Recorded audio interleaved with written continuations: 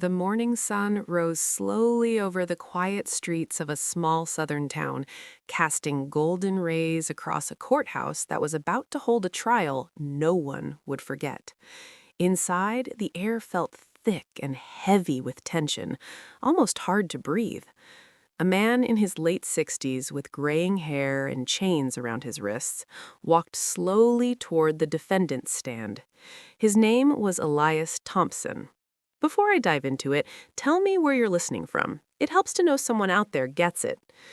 To many people in the town, he was just another black man accused of a serious crime. To the justice system, he already seemed guilty before the trial even started. But to two young adults sitting nervously in the front row, Elias was much more than a defendant. He was their father, their hero, the man who had raised them when the rest of the world had given up on them. 18 years earlier, in December 2005, he had taken them in when they had nothing. Now they were here, ready to fight for him and save him from a possible life sentence that could wipe away everything he had given up for them. If you believe in kindness, second chances, and the power of love that goes beyond every difference, then take a moment right now. Like this video, share it with someone who needs to see it, and subscribe to Kindness Corner. That way, more people can hear these stories of hope, strength, and real humanity. Your support helps us keep shining a light in a world that can sometimes feel very dark. Elias's story started many decades ago, right in the middle of hardship. He grew up poor, facing the harsh realities of segregation and prejudice every single day. Life never gave him any easy breaks. Instead, it kept throwing challenges at him that he had to fight his way through. But Elias's heart never turned cold. He worked long, tough hours at the Riverside steel mill, earning very little money, yet he always gave as much as he could to others. One cold winter night, after his shift ended, Elias spotted two small children shivering behind Miller's corner store. Their clothes were dirty, their faces thin and pale, and their eyes looked completely lost. They were brother and sister, Sarah and Jacob, just 6 and 8 years old then. Their parents had died in an accident, and after that, the world had simply forgotten about them. No one wanted them, no one seemed to care. But Elias could not just walk past them. Something deep inside him, maybe coming from his own painful experiences, told him he had to help. He took them to his small, simple wooden house on Elm Street.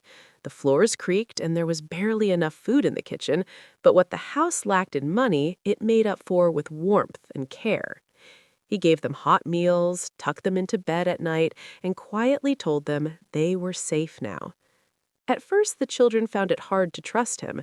They had been let down by adults before. But Elias showed them day after day that he was different. He worked extra hours to buy them clothes, read them bedtime stories even when his eyes were tired, and waited outside their school in the rain so they wouldn't have to walk home alone. Even when neighbors talked behind his back and questioned why a black man would raise two white orphans, Elias paid no attention. To him, love had no color. It had no limits. As the years went by, Sarah grew into a smart young woman who loved reading books. Jacob found he had a real gift for speaking up and arguing for what was right. Elias always encouraged them to study hard, to dream big, and to believe they could build a better life than the difficult one they started with. Raising them was not easy. He often went without meals himself so they could eat properly. He took on exhausting shifts that wore him down while putting his own needs aside. He faced doubts from officials who questioned whether he should be their guardian, but he stood firm and protected the only family he had. When Sarah finished high school in June 2017, she held her diploma tightly, tears in her eyes, and told Elias she would owe all her success to him. Jacob went on to win a scholarship to study law, a path inspired by the man who had quietly fought injustice every single day without ever complaining. Elias watched them grow up, feeling both proud and worn out. He believed all his sacrifices had finally turned into something good. Then the trouble hit. On October 15th, 2023, after an accident at the Riverside Steel Mill where a white supervisor named Robert Harlan lost his life, people quickly blamed Elias. There was no real evidence and no clear reason, but old prejudices took over. Whispers spread fast around town. It had to be him. The police arrested Elias and charged him with a crime he did not commit. For the first time, the man who had always stood strong began to feel overwhelmed. He now faced a trial that could send him to prison for the rest of his life, and it seemed like the world was ready to turn against him. But Elias was not alone. On the day of the trial, March 12th, 2024, Sarah walked into the courtroom wearing a sharp professional suit. She had become a journalist with a strong drive to uncover the truth. Next to her stood Jacob, no longer a scared little boy, but a young lawyer prepared to fight with everything he had. The children he once saved were now fighting to save him. When Elias raised his hand to take the oath, his wrists still locked in chains, his children stood right beside him. Their voices stayed steady as they promised to defend their father with all their strength. The whole courtroom paid close attention as Jacob carefully broke down the prosecution's case, pointing out every contradiction and false claim. Sarah brought forward solid evidence from her investigative work that showed corruption at the mill and proved how Elias had been wrongly accused. Bit by bit, things started to change. The jury, who had been doubtful at the start, began to see Elias in a new light, not as a criminal, but a man who had spent his life showing kindness to others. The chains on his hands no longer looked like proof of guilt, but signs of unfair treatment. The hours dragged on, but when the verdict finally came, the words echoed clearly through the room. Not guilty. The courtroom burst into emotion.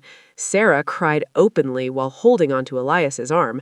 Jacob pulled him into a tight hug that said more than any words could. After 18 years of quiet sacrifice and unconditional love, Elias was finally free. Not because of chance, but because the very children he had rescued chose to stand with him when everyone else turned away. Outside the courthouse, the sun was setting, filling the sky with warm, golden, and deep red colors. Elias stood tall once again, with his children on either side of him. He knew that love had helped them survive storms that once seemed impossible to get through. He saved them when they were left behind, and they saved him when he was condemned. Their story became much more than just a trial. It turned into a powerful example of the strong bond that family can have when it is built on love, not blood. And so, dear viewer, if this story moved you, if it reminded you of the strength of kindness, sacrifice, and second chances, then please take a moment right now. Like this video, share it with someone who needs to see it, and subscribe to Kindness Corner. That way, more people can hear these stories of hope, strength, and real humanity. Your support helps us keep shining a light in a world that can sometimes feel very dark. Before we finish, we have one special request. Please leave a comment below. Tell us which part of the story touched you the most, or share a time when an act of kindness changed your own life. Your words might give someone else the hope they need today.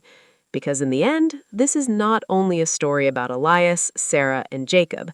It's a story about all of us, about how love, when given without holding back, can transform lives, change futures, and break the chains of injustice.